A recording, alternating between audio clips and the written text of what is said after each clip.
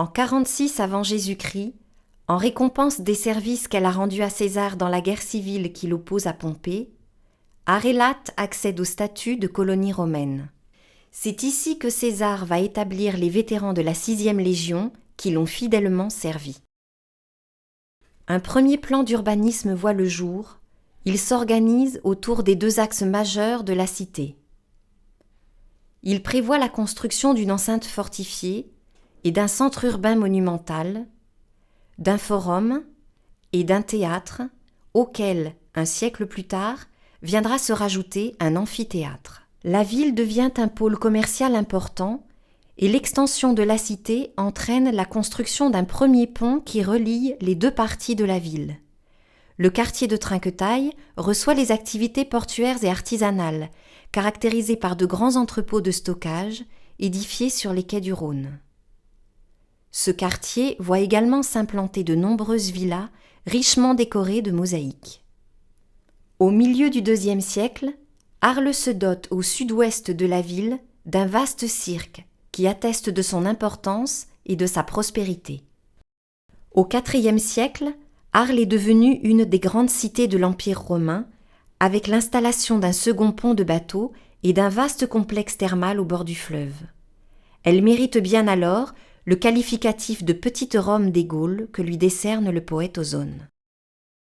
Le cirque d'Arles est un monument imposant.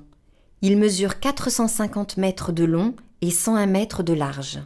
Les gradins pouvaient accueillir jusqu'à 20 000 spectateurs venus assister aux courses de chars, un des spectacles les plus prisés de l'Antiquité romaine. Il existait 3 sortes de chars. Les biges, composés de 2 chevaux, les triges, qui se conduisaient à 3 chevaux, et enfin, les plus fameux, les quadriges. Le départ des courses se faisait en ligne, depuis des boxes appelés carcérès. Le signal de l'ouverture des portes était donné par un petit drap blanc jeté à terre depuis la tribune des juges. Les spectateurs, passionnés et enthousiastes, se pressaient dans les virages où les accidents étaient fréquents. Et c'est sous les applaudissements du public que le vainqueur de la course sortait par la porte triomphale.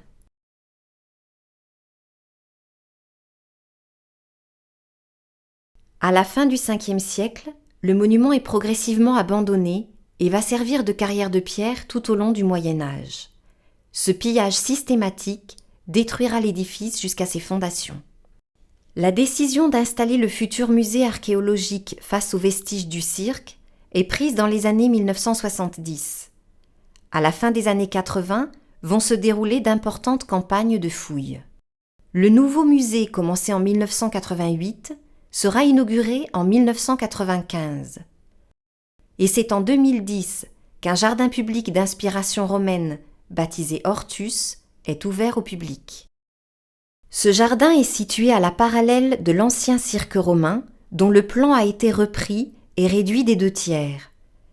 Tous les éléments du cirque y sont transposés sous une forme végétalisée. L'aréna, la piste de sable, est symbolisée par la pelouse. Les carcérès, les boxes de départ, comme la cavea, les gradins qui accueillaient le public, sont figurés par des plantations de lauriers. La spina, la partie centrale du cirque, est reproduite sous forme d'un vaste banc avec en son centre l'obélisque représenté par un cyprès, l'original se trouvant aujourd'hui place de la République. Les compte-tours de la course sont symbolisés par 7 boules de buis.